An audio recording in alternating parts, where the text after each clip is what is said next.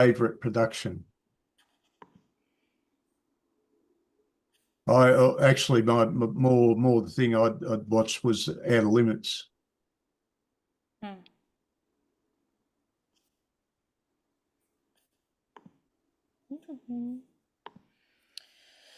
I first got into the Twilight Zone when I was maybe like 10 or 11. There was I was homeschooled and my local library had a bunch of graphic novels of the stories. Oh, rightio, graphic novels. Yeah, not aware of that particular aspect. They must be more recent creations, maybe going back 25 years or something, I imagine. Yeah.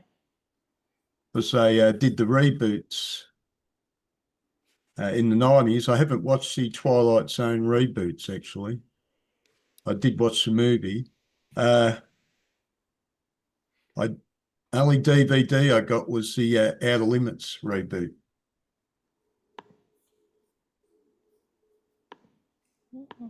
Did you watch the Jordan Peele reboot? Jordan, what year Um, was it? I think 2019. Oh, rightio. I'm not too sure about that one. What they did actually make some episodes, did they? Yeah, they made I think just one season. Oh, rightio. Yeah, I saw something about a 2019 reboot, but I didn't know if anything had been made. It was quite good.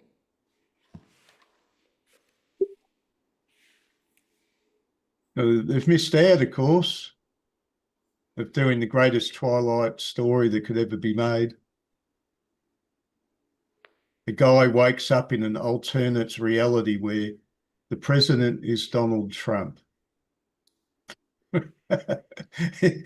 Running around in disbelief.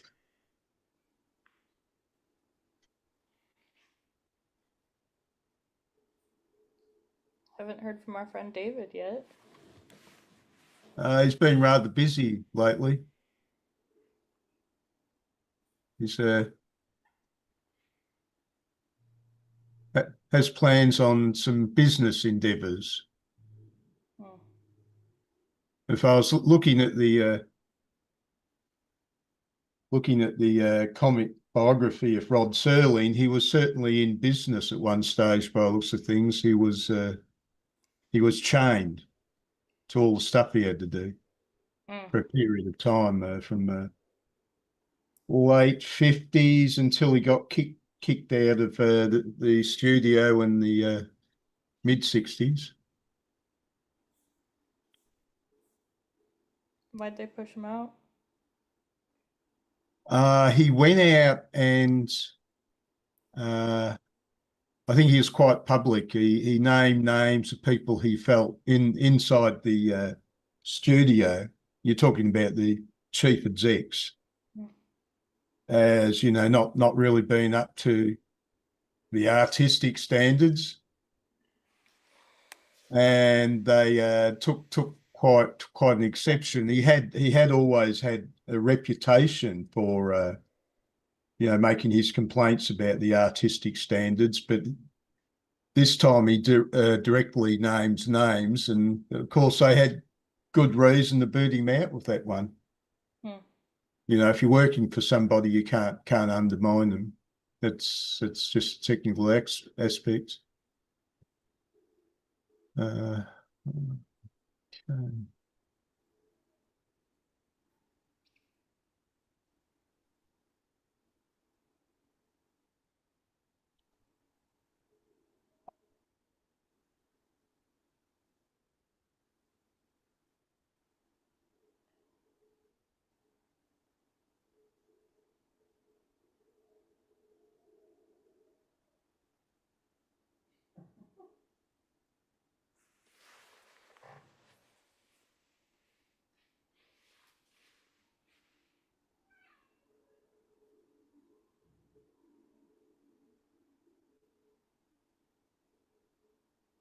Well, okay, yep. All strange imagery. Like I said, probably not that. I haven't seen that much of the Twilight Zone very much. The Night Gallery was the one that I saw in the early 70s. And looks like a guy that must have read quite a lot and studied quite a lot of stuff. Anyway, so we become with this strange intro here. And what else? Pan American is flying the skies. And he's in the airliner.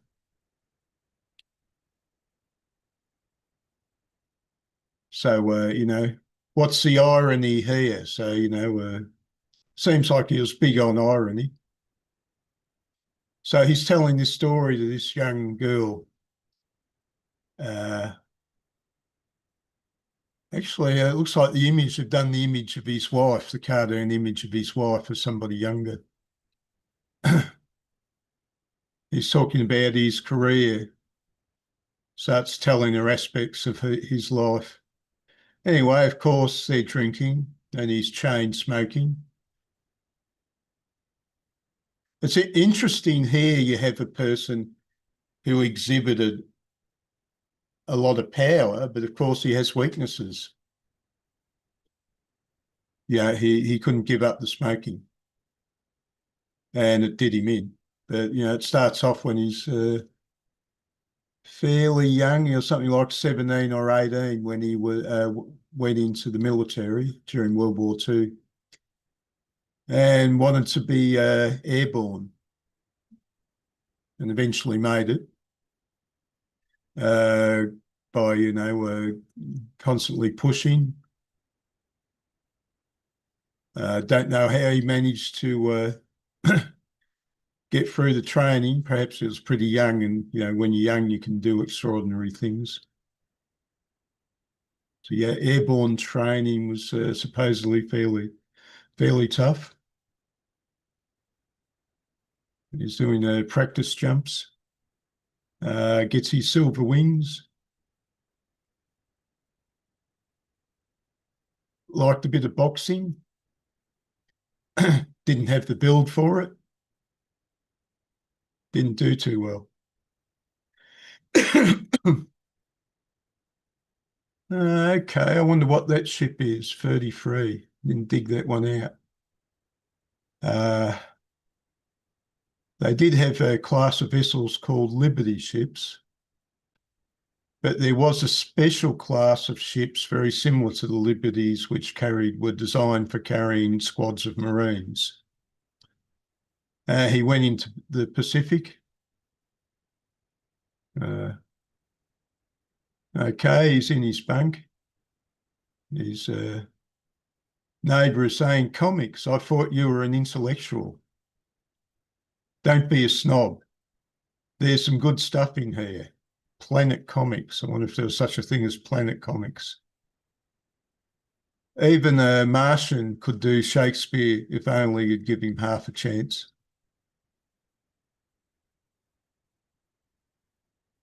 Okay, he's doing stand-up comedy.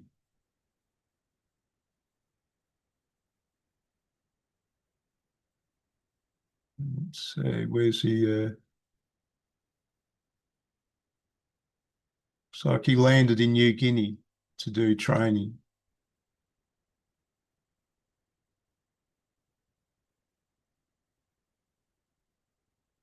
And listening to the radio shows from America.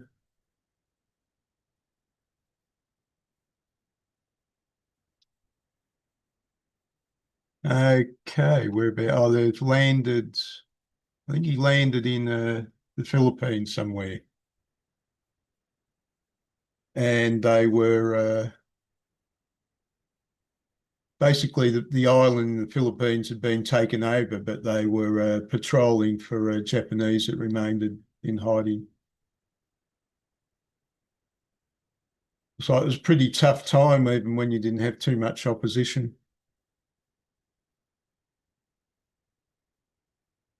Now, I was in a foxhole. The Japanese had come out and cut the throat of one of his companions.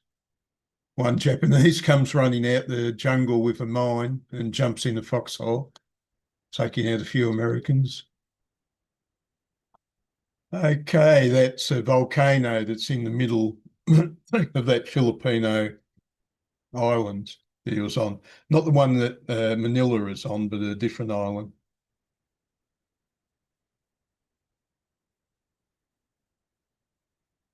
We were officially out of rations and water. We were starving. I never felt such hunger in my life, which would have been pretty ordinary compared to what some other people had faced in harsh circumstances.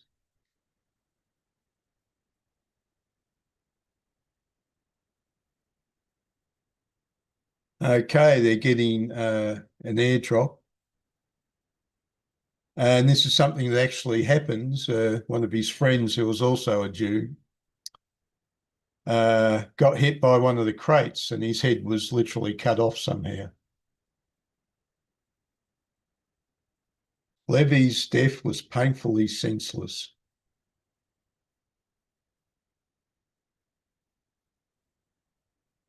Okay, this is probably possibly a real incident as well. He was standing face to face with a Japanese, and one of his buddies shot them. They said it seemed to come up that Rod Serling just wasn't normal material.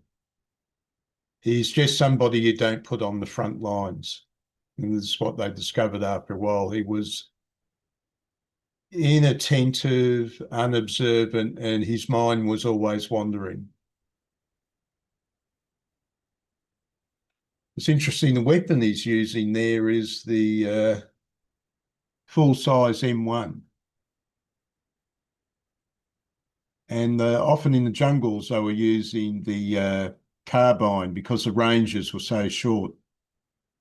And the carbine was a lot easier to aim and shoot and put into action. I should have died that day.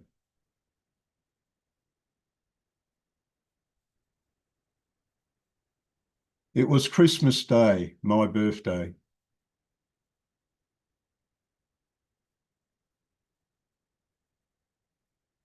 Okay, like writing to his dad, very attached to his dad.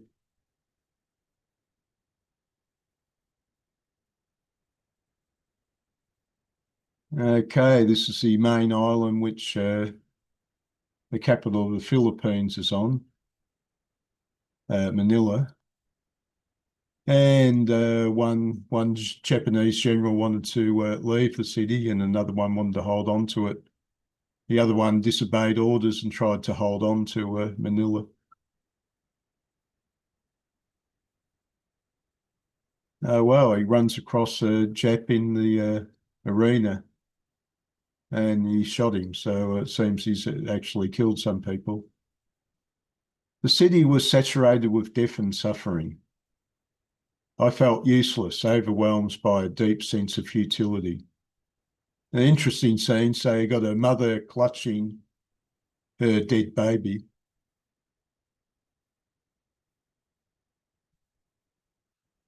Okay, they've been hit by a sniper.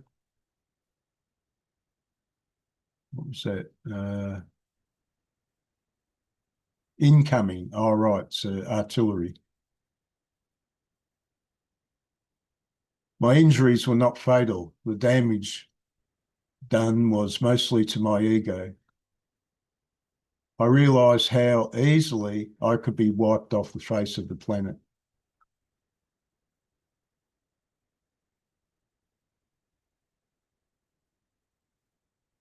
I think his airborne unit suffered almost 50% casualties, not all dead, of course, but 50% wounded and dead.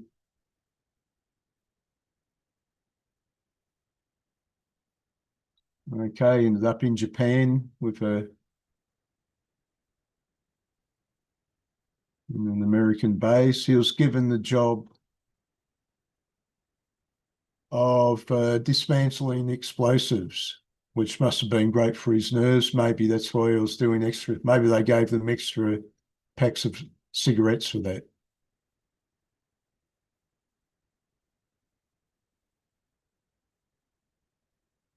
There's a package at the Red Cross offices. His dad dies at about 50, which is the age he ended up dying of heart failure. Yeah, I think that's a scene out of one of the shows, isn't it?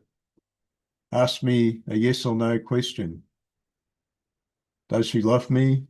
Will I become rich? Is my future bright? So we go into part two now. Oh, he's back in the airliner talking about his life. Okay, Becky, here's a challenge. What's the deal with this when he keeps on coming back to this scene in the airliner, which of course parodies one of his Twilight zones. Yeah, so they're, I guess it's purgatory, right? They're stuck on the plane. Yes, yes, yes. He's this is after he's died, talking about his life.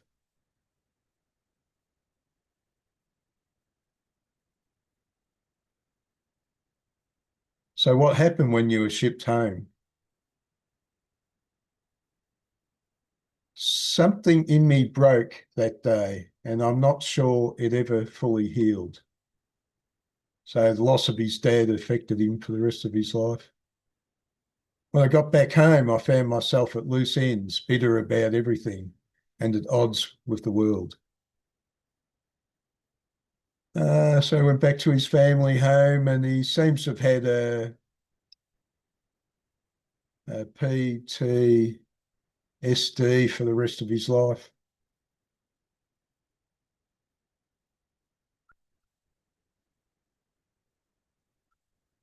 I didn't realise he had a thing about building model airplanes. So that was what he occupied with himself when he got back home for a while.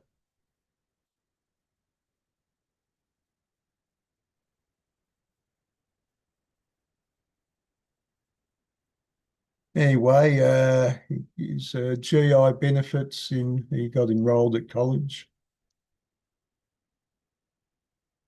Arriving in Antioch was a shock to my system. After 4 years of fighting in the ravenous jungles and ruins of Manila, which I don't think he actually spent 4 years there, but his total service was probably around 4 years. Here I was, carefree in a lush, sprawling campus in Yellow Springs, Ohio. And the women, I felt like I had arrived in Xanadu.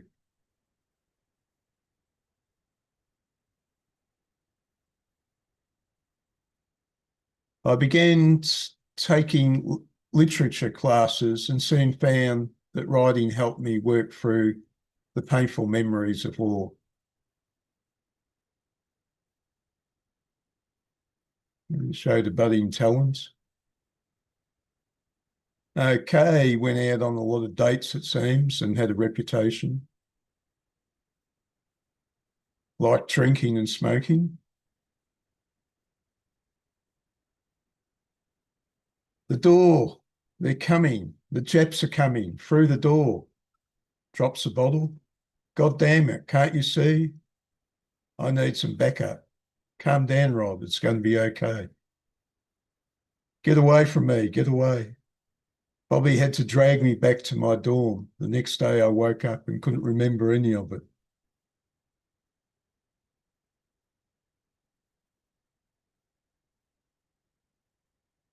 Okay, got an internship. And to make money, he went and tested parachute equipment because his intern wasn't enough for his living expenses. Got some injuries in one jump. Got into the university's radio station, so that was an outlet for him.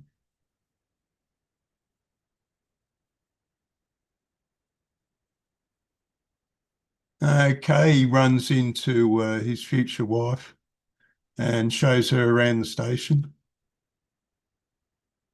I'm Carol, pleased to meet you, charmed. Let me show you around the recording room. There he goes again. Making the rounds with his current squeeze, poor girl, if only she knew how many others have taken the tour. But in that case, it wasn't to be. He became serious about her. She seemed to have something of an IQ, a lot of scientific knowledge. So she was somebody he found very interesting. Why on earth would you want to marry a Jew and he's not even wealthy? And from the mother, a shishka rod. What have I done to deserve this? So he joined the Unitarian Church, which I know of, and as far as I know, the Unitarians are atheists and on about all various humanist issues. I had seen that he was a member of the Unitarians. We got married that summer, moved into a surplus trailer on the campus.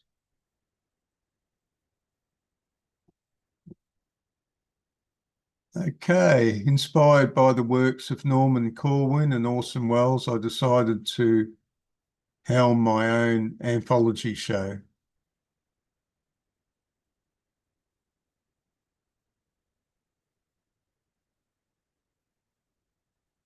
Rod, that's not how you spell beguiled.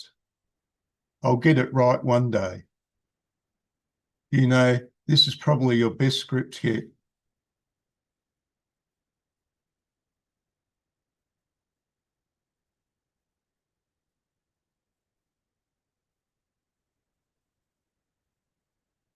These years of okay, he did to make some money. He uh, did a trial ejection seat from a jet,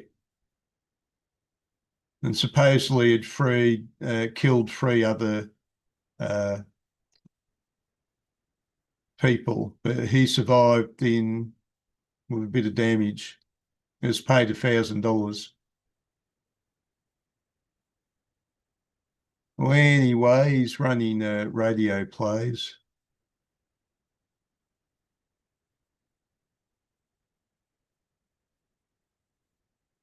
And he's made to do ads, which he wasn't always pleased in. That afternoon, I handed in my resignation.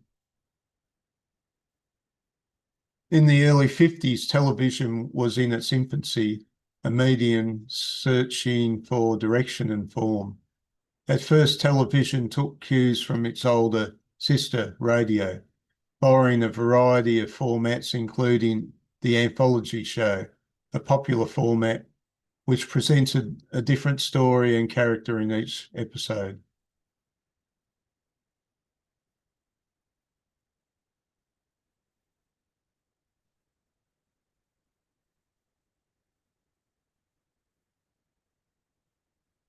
Teleplays were imbued with a special energy singular to live television.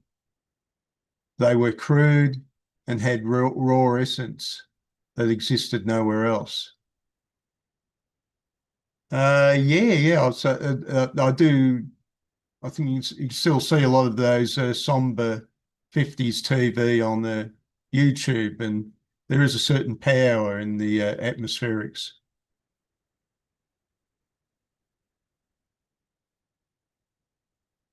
Lucky strike. Okay, he gets an agent. Uh, okay, his big breakthrough was the script for TV in the, what was it?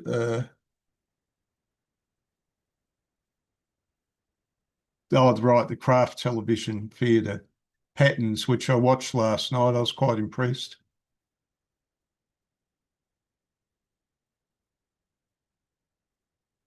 Story of Fred Staples. He begins working under an older man, but he soon discovers he's being groomed to replace him by the company's ruthless owner. And the company's ruthless owner is actually right, because we're going into a time when companies are highly competitive and you've got to be ahead of your competition or you're going to lose.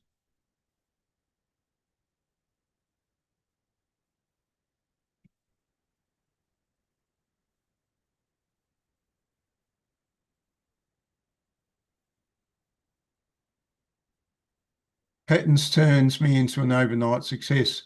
Offers came like a monsoon. I received 23 offers for television writing assignments, 14 requests for interviews in leading magazines and papers, 3 motion picture screenwriting assignments, 2 offers from Broadway producers, and 2 offers to write novels. I had the same answer to them all. Yes.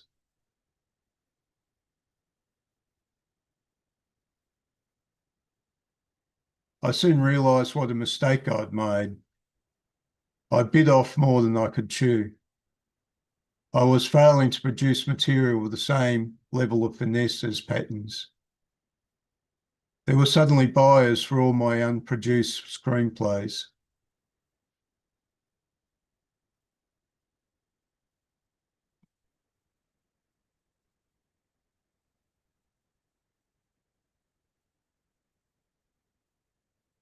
Oh, there's one of his dramas. I don't know if I know this one. POWs return as traitors or heroes. So he writes a story about the dilemma when in the war when they were captured and brainwashed and forced into false confessions by the Chinese.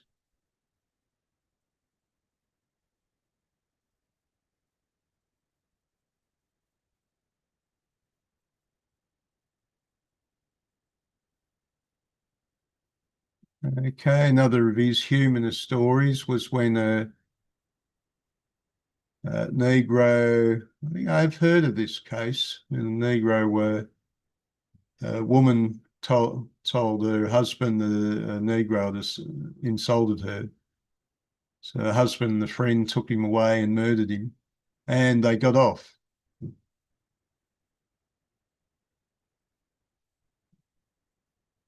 They throw him in the Tallahatchie River. What was her name? The one that did that song. What was it called? Bobby Gantry, I think was her name. She did a song, Bobby Gantry. What was the song? Quite a big hit. Are you talking about Strange Fruit? Uh, I don't think that was Bobby Gantry. oh, this was her really big hit. Billie Holiday was Strange Fruit.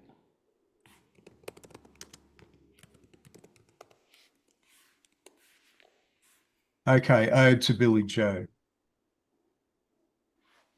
And he jumped in the Tallahatchie River, so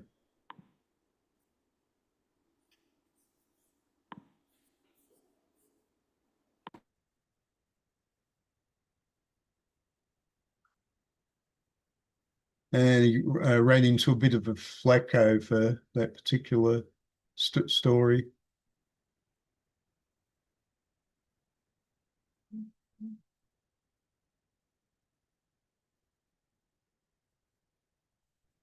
TV's newest angry young man takes off his gloves.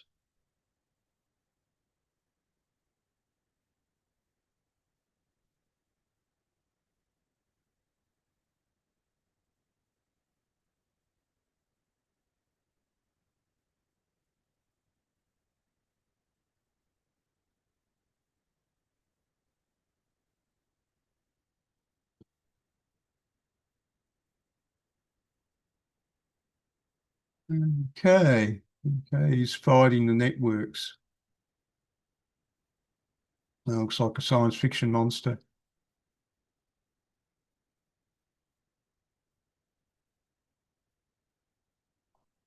Define the way to make something brilliant despite all the limitations.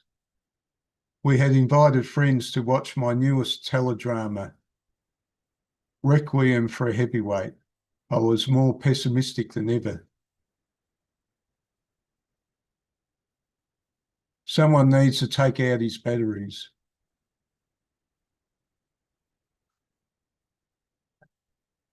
Playhouse 90, that was another big one.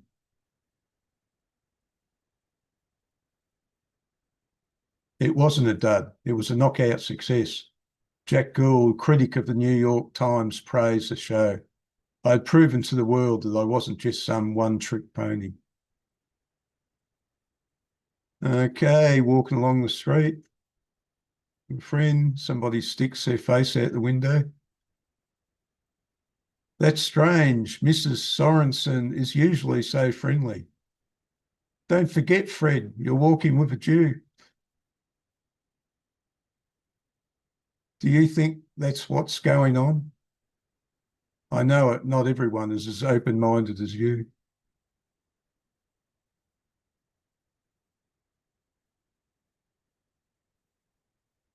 Anyway, he discovers a way how to get through scripts quickly using uh, a tape recorder. So he gets his recordings transcribed. The Twilight Zone, the time element.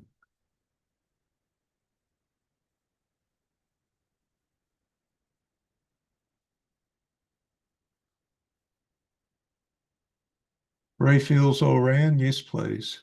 Why not?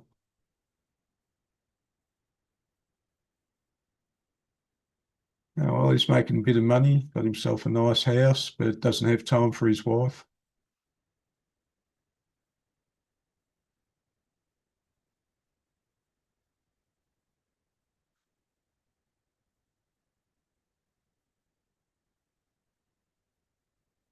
Okay, the time element's done on Playhouse Theatre, right? So it's a Twilight Zone type story. Okay, right. Guy goes back in time and tries to warn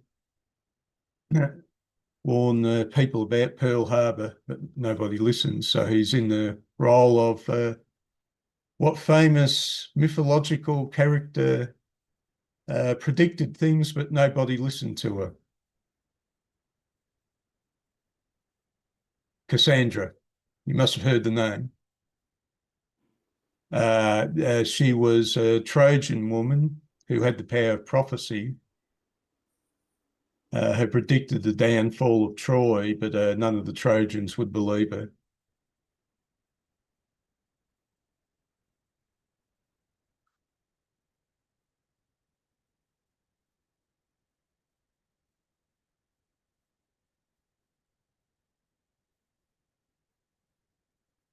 Up there in the vastness of space, in the void, that is sky, up there is an enemy known as isolation. It sits there in the stars, waiting, waiting, with the patience of eons forever waiting in the Twilight Zone. That's a sort of like Karl Marx's theme of alienation in the modern era.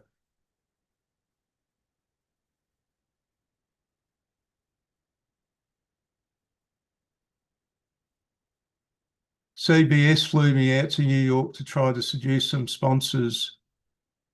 I was armed with a reel of the pilot and short intro prepared especially for the occasion. What you're about to see, gentlemen, is a series called The Twilight Zone. We think it's a rather special kind of series. This is a series for the storytelling, since our thinking that an audience will always sit still and listen to a well-told story.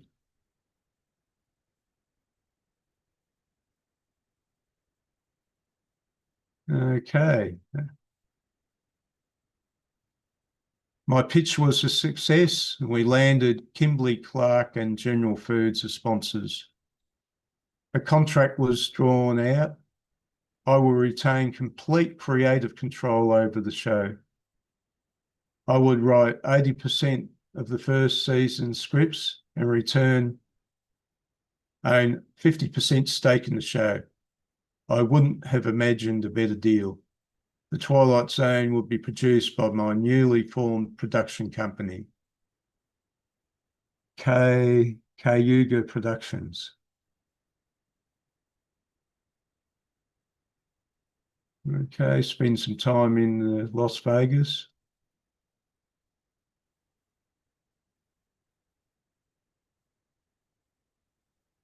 Okay, goes to meet Ray Bradbury, who I greatly admired.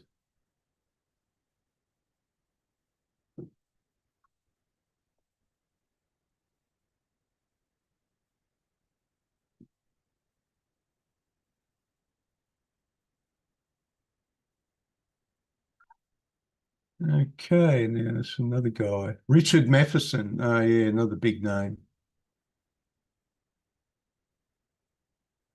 Richard published several novels, including I Am Legend and The Shrinking Man, both of which will be adapted to films.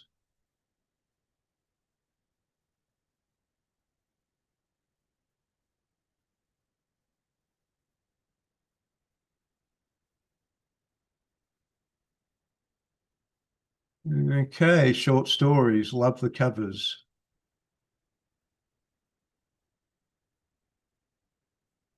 He would write 22 episodes of The Twilight Zone, including The Howling Man. That must have been the first season. So I think he wrote 92 of them.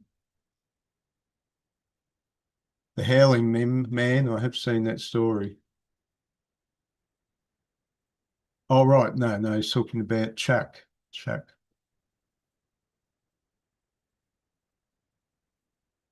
All right. Leroy Nutt. Okay. But, name's Chuck Beaumont.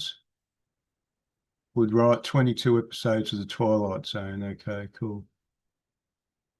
He would die young at the age of 38 after wasting away from Alzheimer's and Pick's disease. When he died, he looked like a 90-year-old man.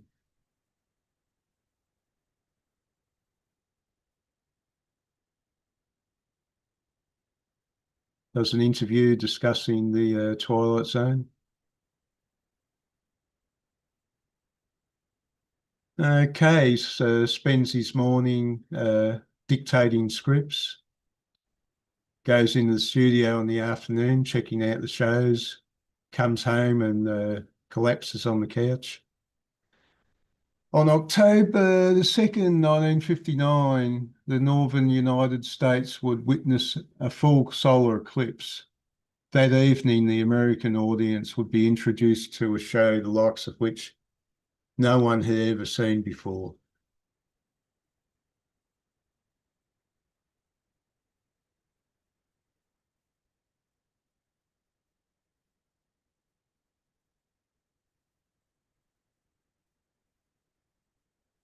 Viewers would, for the first time ever, hear that uncanny theme composed by Bernard Herrmann. There is a fifth dimension beyond that which is known to man. It is a dimension as vast as space and as timeless as infinity. It is the middle ground between light and shadow, between science and superstition, and it lies between the pit of man's fears and the summit of his knowledge. This is the dimension of imagination. It is an area we call the Twilight Zone. The show was off to a rocky start. Things got worse before they got better. So its ratings were never huge. It had a lot of actors who wanted to actually do parts in it.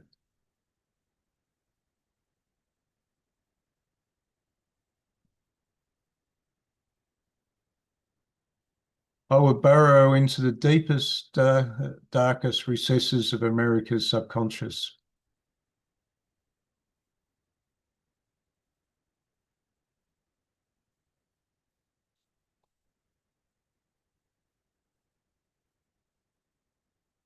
Have seen this episode where the faces remain hidden. So we find out the woman at the centre is the one with our normal face. Don't know if I remember this one. In the Zone, a guy uh, finds himself in a destroyed landscape and alone and executes himself. Okay, he's starting to suffer health issues. He needs rest.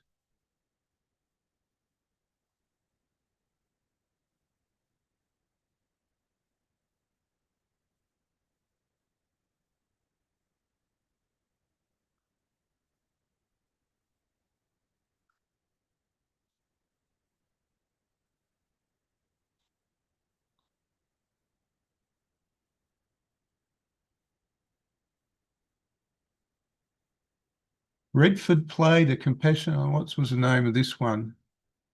It was a script dealing with the Warsaw Ghetto. Redford played a compassionate Nazi officer, a storyline which sparked controversy upon broadcast. I would later be criticised for my humane depiction of a Nazi.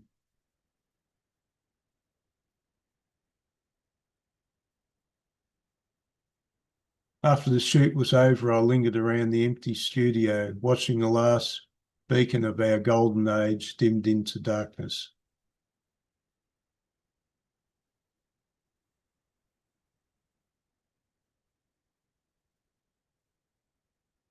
As season 3 of The Twilight Zone rolled in, I began to run out of steam. I never felt quite as drained of ideas as I did in the moment. Stories used to bubble out of me so fast, I couldn't get them down on paper quick enough. No more. I wasn't able to retain the quality of the scripts. Listen, Rod, I've tried to keep this inside me for as long as I could, but I can't anymore. You've been stealing from me, not just once, but over several episodes. Chuck, what on earth are you talking about? You know very well what I'm talking about. I realised I had indeed borrowed from Beaumont's books in several episodes. That night I sent him a letter of apology. All is forgiven. You're already paying me more than enough to write on the show. I mean, who else is making this kind of money writing science fiction?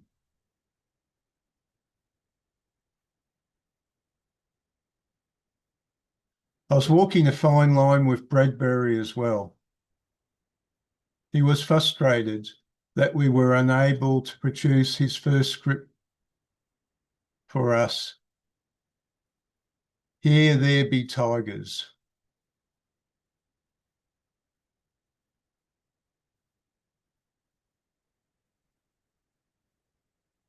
Okay, it was at the Oscars, was it? All right, Emmy. Oh, Emmy Awards. Okay, TV. I'm sorry you didn't win, honey. Can't win every year. It was just an honour to be. And then they did his beer ad to make some extra money. You can never have enough money. That was played over and reduced into a laughing stock. Interesting thing. He went to university and he expected that the students would be in awe of his fame. It shows that our culture is changing somewhat. It's probably, the enormous awe one would feel for a major figure was something of the past.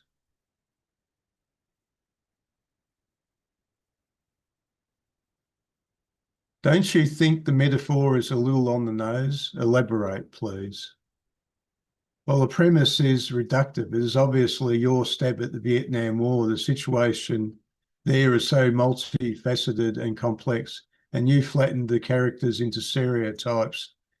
It's kindergarten morality. The show is broadcast to a wide audience all across the US. Certain complexities need to be ironed out in order for the audience to comprehend them, if you say so. Okay, that was the end of the Twilight Zone. January of 1964, it finally got the notice. Twilight Zone ended with a whimper. At that point, the show had fully run out of steam. I threw a little wake for the show, inviting cast and crew to celebrate a bittersweet end.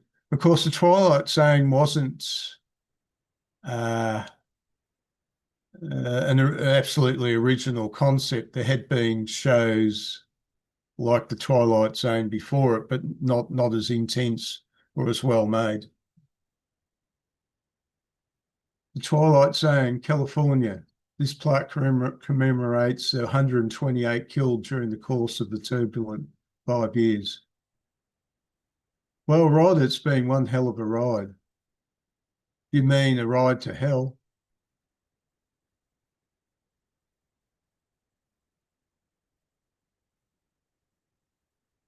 He sold his rights to it for $500,000, and then Twilight Zone became huge in syndication. Nobody ever imagined that these shows would just be replayed and replayed. They'd come from a time when shows used to be one-offs. They didn't even have recordings for some radio, for some TV in the early days.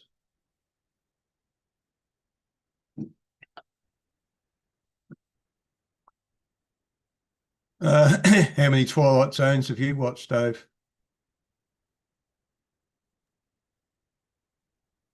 Decent number. Yeah, Becky said that there were graphic novel productions of the episodes by the sounds of things. About 25 years ago or something. Mm. Oh, he's back in purgatory, going through the cigarettes. Something was brewing. A show I had previously pitched was now put in the gear, The Loner, an existential Western. It featured a former Union cavalry who was aimlessly drifting into the vastness of the new frontier. Each episode would showcase a new encounter in his journey. Sounds like a good premise. I thought so too. I wanted to be a thought-provoking, no schlocky gunplay, no bank robberies, none of the horse chases you saw in all the other TV westerns.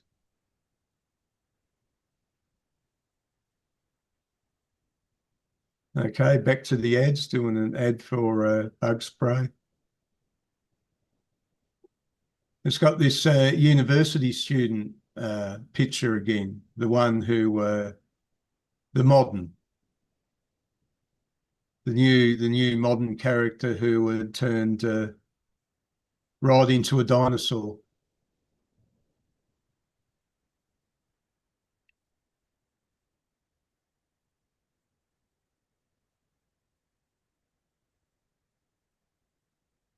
So in a sense, Rod Serling was getting antiquated. Goes to the Playhouse Mansion, meets a bunny. Oh, that one episode with the doll that gave me the chills. I couldn't sleep for a week after. I'm sorry to hear that. No, it was groovy. It was a good kind of scare. Gets you all tingly. So what issue of the magazine were you in? September. I wasn't a cinephile. They just featured a special Pace Age photo shoot.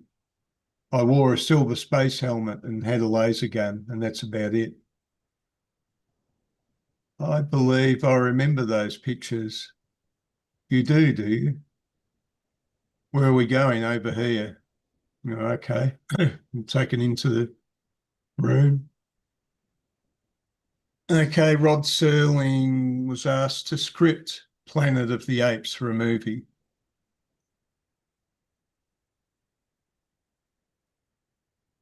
Okay, they decided doing a modern civilization wouldn't work out, so they did the apes like I was about living in the age of the Western. And he put in the enormous twist at the ends with the Statue of Liberty. Okay, now the other guy, so they got another guy, screenwriter, to rewrite the script. And his name was Michael Wilson. So Serling did the first script, and it was rewritten. He went on set, it seems, and met Charlton Heston. The iconic scene. Yeah, just a stone's throw away from you, David.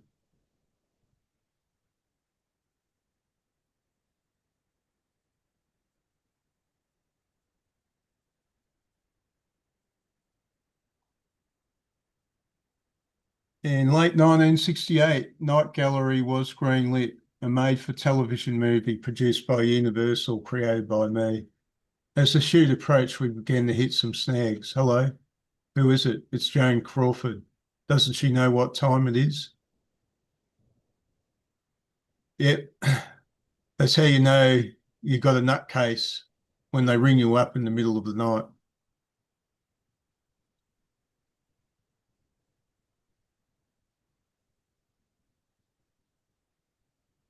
Okay, this was the famous first the movie version of Twilight Zone. Yeah, I remember seeing this. I think on its initial showing, like 1970 or something like that. So the irony of the woman that has an operation, which costs another man his sight, so she can have about 12 hours seeing the world and seeing all the colours and everything. But she picked the wrong time for it. It was night time and there was a power outage. Hmm. You might have seen that one, David, did you? I don't think so. No. Yeah, she doesn't know what's going on and she falls asleep and then she wakes up in the morning and she sees the sunrise. She goes, "Oh, it's beautiful, golden color." And then her vision starts to fade. The operation's wearing off and she starts banging at the window panes and ends up falling out the window to her death. I think that was a painting was of a body on the broken ground.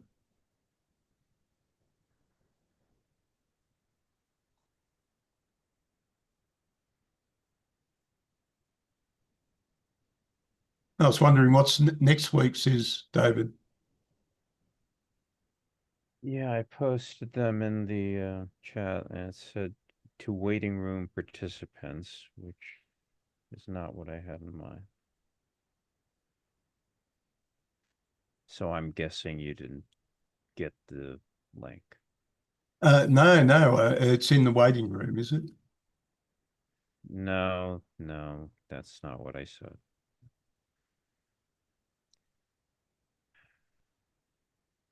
Copy, done. Paste, enter. Share, share. Copy, done. Paste, enter.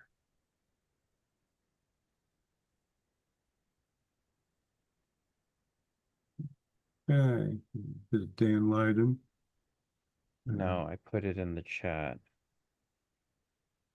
And usually this says you to everyone, which means it goes whatever you post in the chat goes to everyone. But in this case, it said you to waiting room participants. I don't know why it did that. And I didn't notice that that had happened. So you didn't get the links. You didn't get it. It went to the waiting room participants. I just didn't notice that that was what had happened.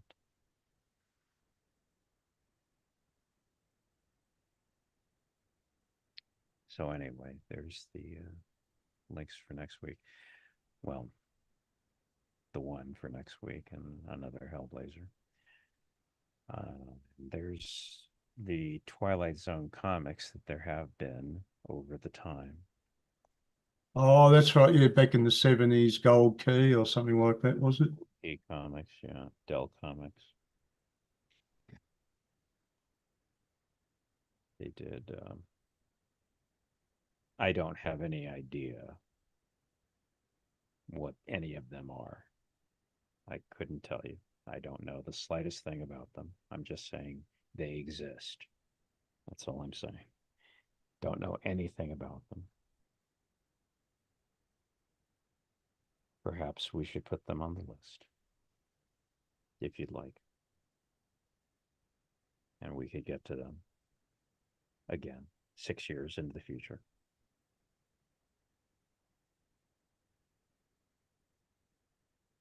Rod Serling, born on December 25th. But my internet is very slow today. It's giving some enormous amount of time for a download.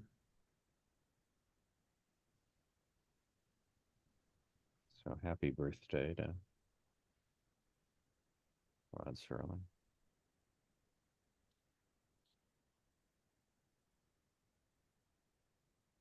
Oh, right. Yes, Christmas is coming up. I see. Yeah. December 25th, his birthday. That's why we did this. Well, you said you wanted to. I don't know anything about the Twilight Zone comics.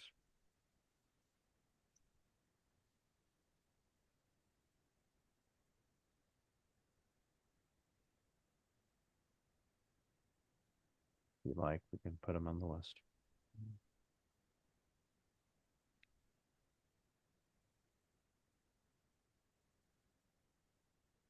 Mm.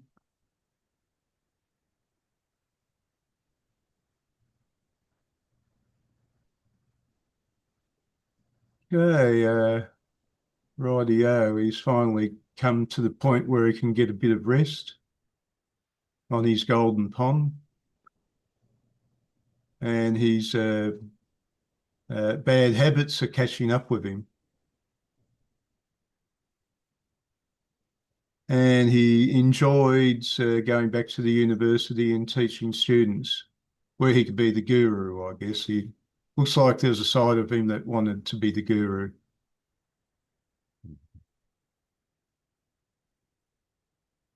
So, I mean, if you ever think you've got a tough work schedule, David, think of Rod Serling. It's a bit like I might have to watch that show. There's a show called Mad Men that's been around a few years. Never watched an episode, but it's a story of that era, which was supposedly pretty wild, the era of the cowboy in business. Anyway, he gets it. Starts to notice a weakness when he's trying to do some gardening.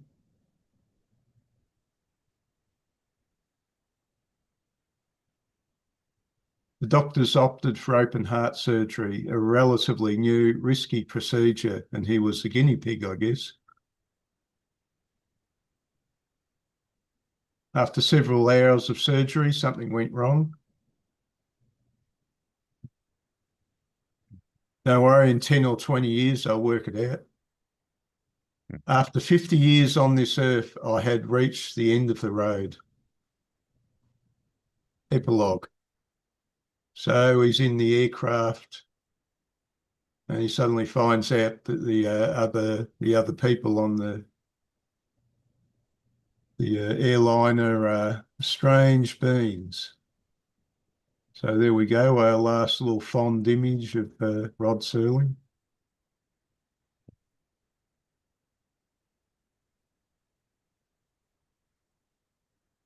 Yeah. You feel a bit moved by Rod Serling, do you? Movie.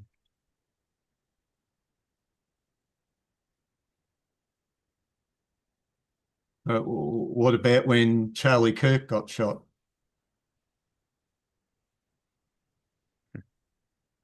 I was a bit sad when Charlie Kirk got shot. Natalia told me she was a big fan of his. Mm-hmm. But I'd more or less watched him in the early days when he wasn't so much into spouting such intense Christianity. But he was simply challenging the views of the campuses. And I sort of viewed him as a bit of a comedian. And I was sad when Charlie Kirk died. But Natalia was in grief for weeks.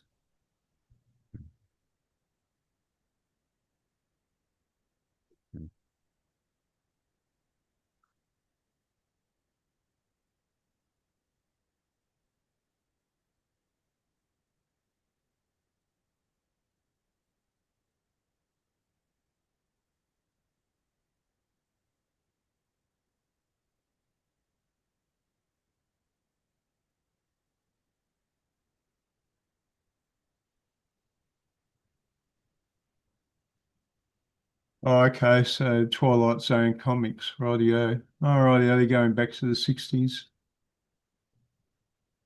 I don't know anything at all about them, so can't tell you. But I just know that they exist. That's all I know.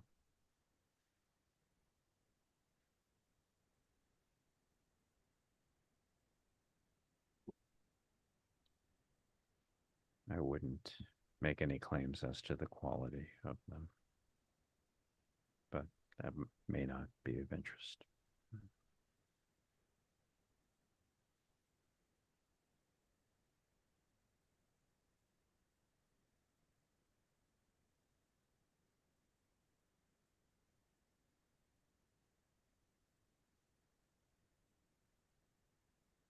Oh, that's odd. I mean, Hellblazer's downloaded, but the complete Carl Barks has been rather slow for some strange reason.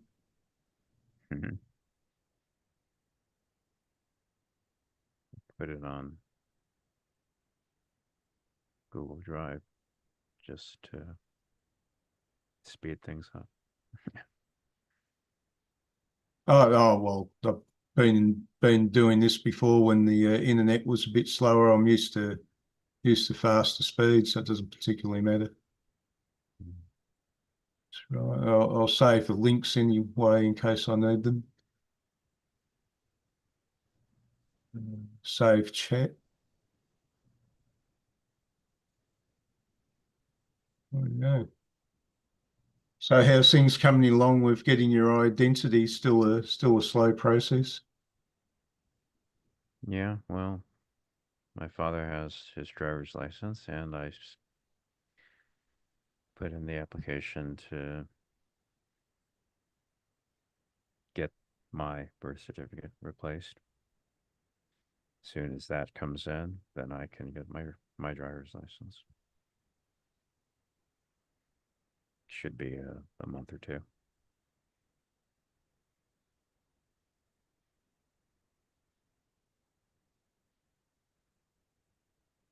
Yeah, time of red nose for me. I don't know why I get a red nose, but it's worse this time of year when it's a bit warm and there's a bit of hay fever.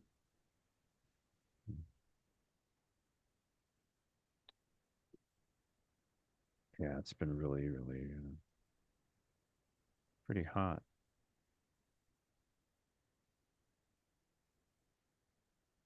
Oh, in Los Angeles, is it still warm weather there? Is it? Has been, yeah.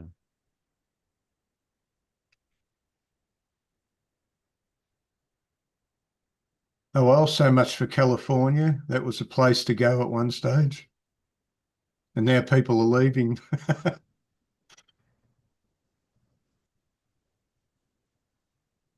Yeah, it's been last couple of days. It's been like 85 Fahrenheit, which in Celsius is 29.4. Right, yeah, I was that yesterday in Melbourne. Today it's a little bit cooler. Yeah. I didn't realise California would get that warm during your winter. Maybe it's hot winds off the desert or something like that. It can. It's been known. It yeah. Yeah, it can be. Oh well, thanks a lot, David, and I'll probably see you at Rick's meeting. Rick's meeting. Yeah. Okay.